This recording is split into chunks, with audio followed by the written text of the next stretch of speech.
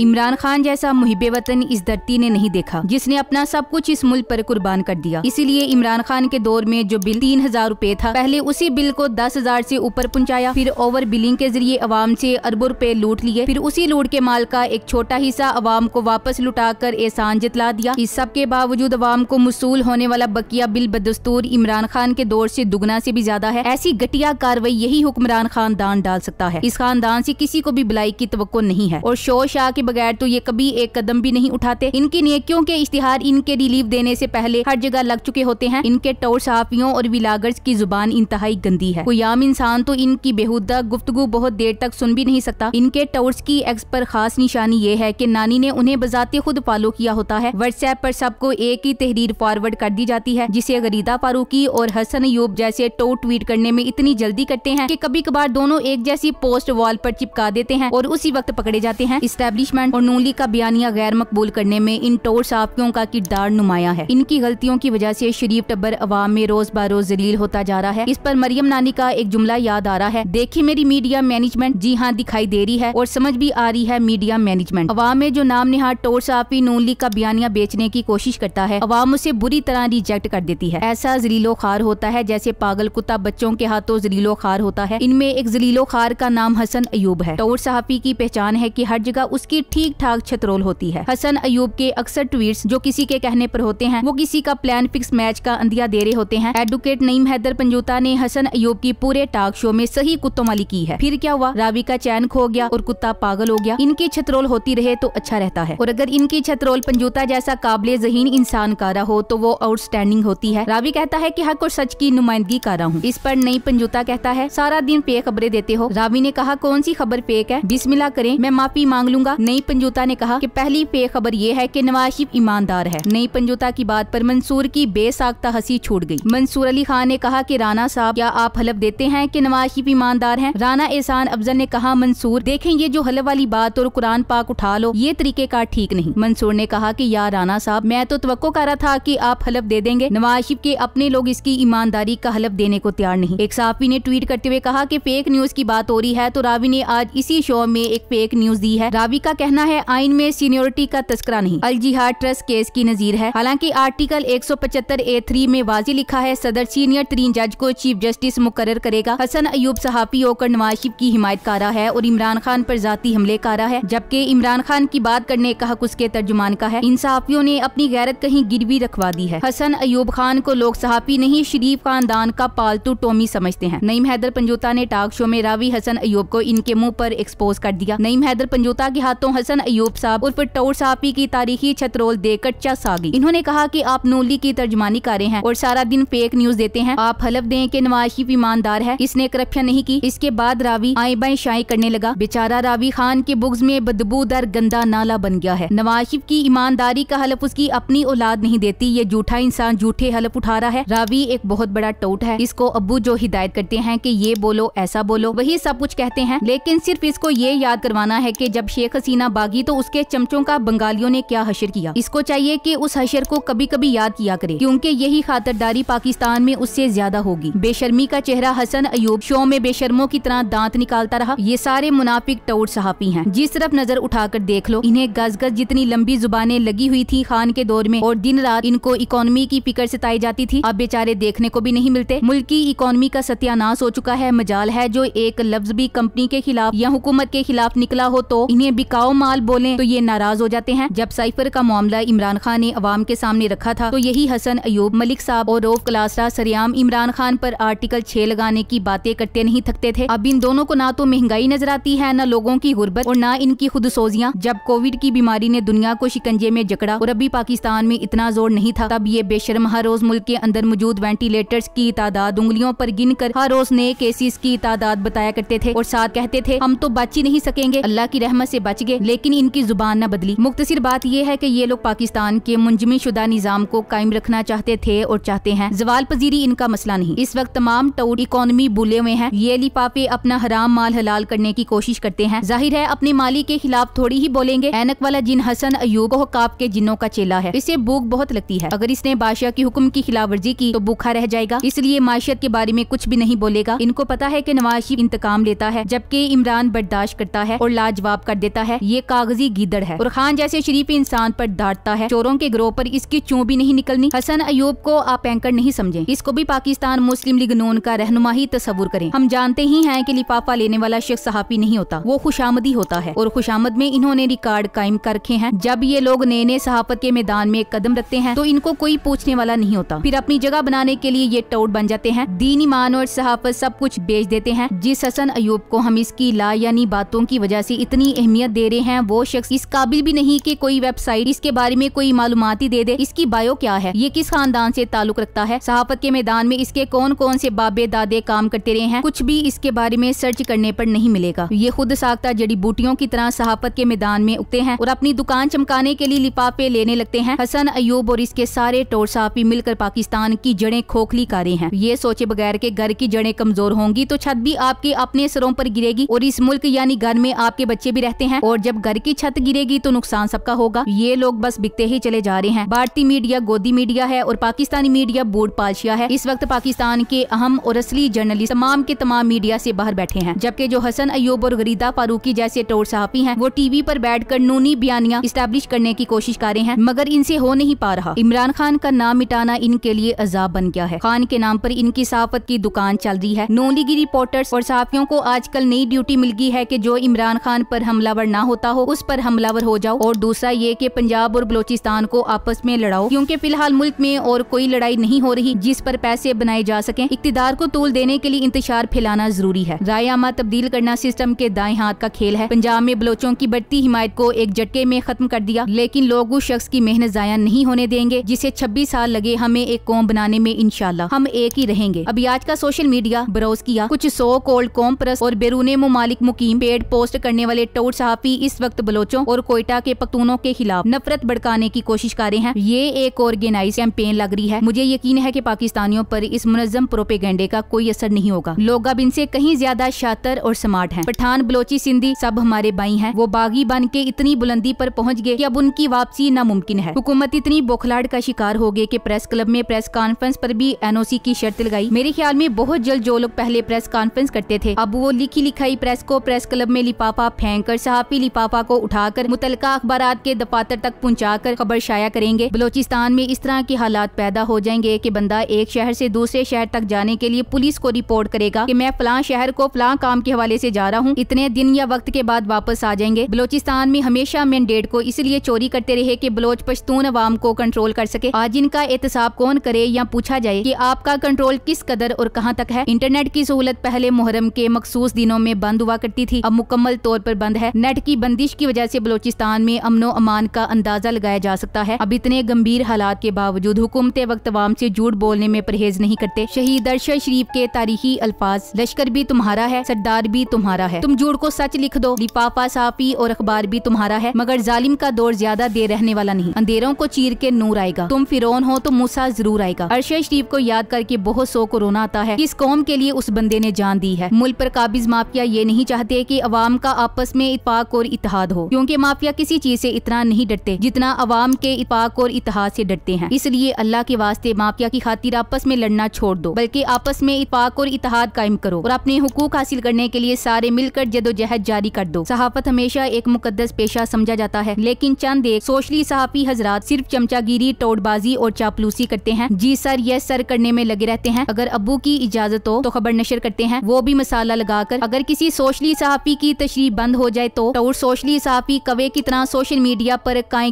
कारे होते हैं। 2 टके का जो बंदा भी उठा वो सोशल मीडिया पर सहाफी बन गया। सच और हकीकत पर मबनी खबर लगाने से इन्हें मौत पड़ती है। हकायक को अगर मद्देनजर रखा जाए तो ये रोजे अव्वल से सच की तारीख को मसक करते आ रहे हैं। ये सिर्फ वो खबर नशर करते हैं जिसमें इन्हें अपनी जात को खतरा न हो। अगर किसी ने गलती से कुछ हकायक पर मबनी खबर शाया कर भी दी तो वो लिफाफा मिलने पर अपना मौकिफ ही बदल लेता है। झूठ और मिर्च मसाला वाली खबरों को लगाकर कहते हैं हमने फर्ज अदा कर दिया है। चंद एक सहाफी तो ऐसे होते हैं जिनका बिकने में कोई सानी नहीं। ऐसों की चंद एक खबरें तो ऐसी होती हैं जो 100% झूठ पर मबनी होती हैं। सहाफत का मंशूर हक सच लिखना है, बगैर किसी डर खौफ के खबर शाया करना, मजलूमों मजबूर की आवाज बनना बिला खौफ खतरे के। ये लिफाफी हजरात इमरान खान के दौरे हुकूमत में टमाटर महंगा होने पर टीवी पर प्रोग्राम करते थे, लेकिन आजकल गायब हैं। आसमा का अतवार बाजार, शाहजेब की अवाम रुल गई, कामरान की अवाम की खुदकुशी, मंसूर का घबराना, अबसार का चीमा के टमाटर, तलत की अवाम की खाल। अवाम का कितना दर्द था इन्हें, लेकिन अभी वो सब गायब हैं। है। पटवारियों की अम्मा गलत फहमी में मुब्तिला रहती है हर वक्त और अब्बा हुजूर होता रहता है। सहाफत किसी भी मामले के बारे में तहकीक और फिर उसे तहरीरी शक्ल में बड़े पैमाने पर कायरीन, नाजरीन या सामाईन तक पहुँचाने के अमल का नाम है। सहाफत पेशा करने वाले को सहाफी कहते हैं। गो तकनीकी लिहाज से शोबा सहाफत के मानी के कई अज्जा हैं, लेकिन सबसे अहम नुक्ता जो सहाफत से मुंसलिक है वो अवाम को बाखबर रखने का है। इदारों जैसे हुकूमती इदारों और तजारत बारे मामलात फराहम करने के अलावा सहाफत किसी भी माशरे के कल्चर को भी उजागर करती है, जिसमें खेल और तफरीह के अज्जा शामिल हैं। शोबा सहाफत से मुंसलिक कामों में तस्वीरी सहाफत, फीचर और डॉक्यूमेंट्री वगैरह बुनियादी काम है। खान के ऊपर औरतों की प्रेस कॉन्फ्रेंस, खान के पेशाब टेस्ट, खान की बीवी और बहन का झगड़ा, खान के 50 साल पहले के ताल्लुकात, ये तमाम बातें पाकिस्तान के प्राइम टाइम पर मेन मीडिया चैनल पर डिस्कस होती रही। अब इन सब पर बातें करने और सुनने वाले तहजीब का दर्स कहीं और दें। हसन अयूब, सैयद तलत हुसैन, सलीम साफी, शाहजेब खानजादा, मुबशर लुकमान, नजम सेठी, मंसूर अली खान, इंजीनियर अली मिर्जा, उमर चीमा, आसमा शिराजी, गरीदा फारूकी, बिन सलीम, ये सब पीटीए वालों को तहजीब ना दिखाएं बल्कि अब अपनी परवाह करें। कल से पटवारियों, लिफाफों और टोटों ने शोर मचा रखा था कि इन्होंने ऑक्सफोर्ड वालों को ईमेल लिखकर बताया है कि इमरान खान तालिबान का हामी है और जानी है, चुनाचा उसे ऑक्सफोर्ड चांसलर का इलेक्शन मत लड़ने दिया जाए। जब से इमरान खान ने ऑक्सफोर्ड यूनिवर्सिटी में चांसलर के लिए कागजात जमा करवा दिए हैं, तब से नून लीगी और लिफाफा सहाफत ऑक्सफोर्ड यूनिवर्सिटी को ईमेल कारे हैं। मुर्शद चांसलर का इलेक्शन बरतानिया में लड़ा है, चीखें पाकिस्तान में लोगों की निकली हैं और वो भी उन लोगों की जिनका तालीम के साथ दूर दूर तक कोई वास्ता ही नहीं। आप ऑक्सफोर्ड की वेबसाइट का वो पेज खोलें जिसमें गुज़श्ता 2 सदियों के ऑक्सफोर्ड के फारिगुल तहसील मशहूर हस्तियों की तस्वीरें दी गई हैं। उसमें आपको स्टीफन हॉकिंग जैसा मशहूर साइंटिस्ट दूसरी लाइन में मिलेगा, जबकि एन उसके ऊपर टॉप वाली लाइन में अपना शहजादा इमरान खान नजर आएगा। बेनजीर तीसरी लाइन में है, पटवारियों तुम अगर ऑक्सफोर्ड वालों को अपनी निक्की वड्डी बाजी का रिश्ता भी दे दो, फिर भी उन्होंने इमरान खान को ऑक्सफोर्ड की गुज़श्ता 2 सदियों की मशहूर तरीन शख्सियत शुमार करना है। बेचारे पटवारियों पर वो मुहावरा सेट बैठता है, जात की कोड़ किल्ली और शतीरों को जफ्फे। पटवारी ईमेल्स लिखने की बजाय वापस वही रोना रोएं कि यहूदी साजिश वाला कि यहूदियों ने इमरान खान को चांसलर बनवा दिया है, क्योंकि एक तो पटवारियों के दिमाग की औकात ही इतनी है, दूसरा इमरान खान को पटवारियों की अम्मी भी नहीं रोक सकती। पटवारी कुछ भी कर लें, सरफ की बजाय जहर भी खा लें, इस सब के बावजूद खान साहब भी ऑक्सफोर्ड के चांसलर होंगे। इमरान खान के ऑक्सफोर्ड यूनिवर्सिटी के चांसलर बनने के इम्कानात बहुत ज्यादा रोशन। साल से जायद जेल में रहने के बावजूद मजबूत उम्मीदवार। दी वीक मैगजीन में लिखा है कि इमरान खान ऑक्सफोर्ड के केबल कॉलेज से ग्रेजुएट हैं, सियासत, फलसफा और माशियात का मुतालिया किया, क्रिकेट टीम के लिए खेले, एजाजात हासिल किए। इमरान खान की सीवी में ब्रेडफोर्ड यूनिवर्सिटी के चांसलर के तौर पर 8 साल दर्ज हैं। उसूल पसंद, इंसाफ, दयानत और आजादी के लिए जदोजहद इनको दूसरे उम्मीदवारों से मुमताज करती है। इतलात के मुताबिक साबिक एमए ने फहीम खान ने खाना काबा के सामने खड़े होकर इमरान खान की बेगुनाही की वीडियो बनाई कि कभी इमरान खान ने हमें पुरतशद्दुद होने का, जलाओ गिराओ का नहीं कहा, ना ही कभी पूरी फौज की मुखालिफत का कहा। फिर दूसरे दिन पाकिस्तान से हिदायत जाती है और उसे वहाँ से गिरफ्तार करवा दिया जाता है। 6 से 7 एहलकार उसके कमरे में दाखिल होकर उसे साथ ले जाते हैं। अभी तक कोई मुकदमा भी सामने नहीं आया। ये इंतहाई अफसोसनाक है कि फहीम खान जैसे लोगों को महज एक वीडियो बनाने पर गिरफ्तार किया जा रहा है। खाना काबा के सामने खड़े होकर हक बात कहने की सजा देना जाहिर करता है कि सच बोलने वालों को दबाने की हर मुमकिन कोशिश की जा रही है। अगर कोई मुकदमा नहीं है तो गिरफ्तारी का क्या जवाब? ये इंसाफ के उसूलों के बिल्कुल खिलाफ है। अगर इनको लगता है कि ये अवाम को बेवकूफ बना लेंगे तो इनकी गलत फहमी है, और अगर इनको ये लगता है कि जेल में बैठे इमरान खान को किसी चीज का पता नहीं है तो ये इससे बड़े बेवकूफ हैं। अवाम ने इनसे एक ही चीज मांगी थी और वो थी इमरान खान की रिहाई, लेकिन इन्होंने इलेक्शन में जो वादा इमरान खान से किया उसे तोड़ दिया। ये किसी भूल में ना रहे। जो मुखलिस हैं वो जेरे इताब हैं, जो बेहिस हैं वो इसवत खान की जमात की बूंदी क्यादतकारें हैं। क्यादत मुखलिस होती, साथी मुखलिस होते तो इतनी मजबूत कैंपेन करते, अवाम निकलते तो इमरान खान आज बाहर होते। शिबली फराज इस वक्त पीटीआई का सेनेटर भी है, लेकिन आज तक शिबली फराज ने कभी भी सेनेट में इमरान खान की रिहाई के लिए आवाज नहीं उठाई और ना ही आज तक इमरान खान के हक में कोई प्रेस कॉन्फ्रेंस की है। इमरान खान के वकला, कोर्ट रिपोर्टर्स, हत्ता कि उनकी बहनों तक का ये कहना है कि कानूनी तौर पर इमरान खान को अंदर रखना अब काफी मुश्किल होता जा रहा है। इस वक्त इमरान खान सिर्फ जुडिशल रिमांड पर है, जबकि अलकादी ट्रस्ट का फैसला होना बाकी है। इमरान खान खुद भी माजी में अपनी रिहाई के एतबार से सितंबर अक्टूबर तक का इशारा दे चुके हैं। अब मिलिट्री कोड का एक ऑप्शन मौजूद है, देखना होगा कि वो ऑप्शन इस्तेमाल किया जाता है या नहीं। वैसे भी काजी साहब रिटायर हो गए तो तहरीक इंसाफ की मुश्किलात में कमी जरूर होगी। फिर भी इस बात में वजन है कि इमरान खान को इतनी आसानी से बाहर नहीं आने दिया जाएगा, मगर इसके लिए निजाम को अपनी रही से साख की भी कुर्बानी देनी होगी, क्योंकि कानूनी जंग इमरान खान तकरीबन जीत चुके हैं। साबिक वजीर आजम इमरान खान पर पहले भी सख्तियां थी, ताहम उन्होंने इस हवाले से बात करने से मना किया हुआ था, लेकिन अब सख्तियां मजीद बढ़ा दी गई हैं। इमरान खान को नहाने के लिए रेत मिला पानी दिया जाता है, बाल्टी भर कर रख दी जाती है। जब रेत बैठ जाती है तो इमरान खान वो पानी नहाने के लिए इस्तेमाल करते हैं। आपको याद होगा कि रमजान में कई पीटीआई के रहनुमा और वकला ये कहना शुरू हो गए थे कि ईद के बाद इमरान खान रिहा होने जा जा रहा है। फिर यही बात ईद उल अजहा के मौके पर भी कही जाने लगी। फिर चंद सोशल मीडिया के सहाफियों ने, जो कि बज़ाहिर इमरान खान के हामी समझे जाते हैं, तवातर से ये खबर देना शुरू की कि इमरान खान अगस्त के आखिर तक या सितंबर के पहले हफ्ते में रिहा हो जाएगा। आज उन खबरों को 5 महीने होने को आए। उन खबरों का किसे फायदा हुआ और किसे नुकसान? क्या उन खबरों से तहरीक इंसाफ को तहरीक और एहतजाज से रोकना मकसूद न था? जाहिर सी बात है कि जब कोई कॉन्फिडेंस से ये कहे कि बस चंद हफ्तों में खान बाहर होगा, तो फिर कोई क्यों जान मारकर सड़कों पर एहतजाज के लिए निकलेगा? लोग कहते हैं कि पाकिस्तान के सोशल मीडिया पर झूठ की अक्सरियत है। झूठ की अक्सरियत कहाँ नहीं है पाकिस्तान में। मस्जिदों, मिंबर से लेकर अदलिया तक, पटवारी से लेकर सदर तक, सिपाही से लेकर IG तक, उस्ताद से लेकर सहाफी तक, मगर इन सब में सबसे ज्यादा सच फिर भी सोशल मीडिया ही पर मिलेगा। आरिफ अलवी आइन पर अमल दरामद के लिए खत लिखता था तो सारा लिफाफी मीडिया बोलता था कि अलवी पाकिस्तान का सदर बने, तहरीक इंसाफ का वर्कर ना बने। अब जरदारी बाकायदा सियासी जोड़ तोड़ कर रहा है और आइन छुट्टी पर है और लिफाफी खामोश है। वैसे ये पाकिस्तान की तारीख का पहला सदर है जो एक सियासी पार्टी PPP का मौजूदा सदर भी है, मगर इस पर इलेक्शन कमीशन भी खामोश है। सदर के ओहदे के लिए सियासी पार्टी की वाबस्तगी से लाताल्लुकी करनी होती है। जब भी कोई टोट साहबी किसी सरकारी इदारे में जाता है तो उसकी बॉडी लैंग्वेज बेतरतीब सी हो जाती है, जैसा कि ये सरकारी इदारा इसके अब्बा जी ने बनवाया हो। सहाफियों का क्या काम है कि वो अपने लिए ओहदे और मराद हासिल करें। पहले ही सरकारी नौकरियों के बदले इन लोगों ने अपनी साफत बेच दी है। पाकिस्तान में क्या है जो नहीं बिकता? इसीलिए तो पाकिस्तान का वो हाल हो गया है कि रब की पनाह। जर्मन ऑनलाइन इदारे की जानिब से जारी अदादोशुमार के मुताबिक गुज़श्ता माली साल नुकसान की मद में पाकिस्तान 7वीं पोजीशन पर है। इंटरनेट शटडाउन से 2023 में पाकिस्तान की इक्तिसादियात को 65 अरब रुपए का नुकसान बर्दाश्त करना पड़ा। इस बंदी से 8 करोड़ 30 लाख पाकिस्तानी मुतासिर हुए। Thanks for watching. Allah Hafiz.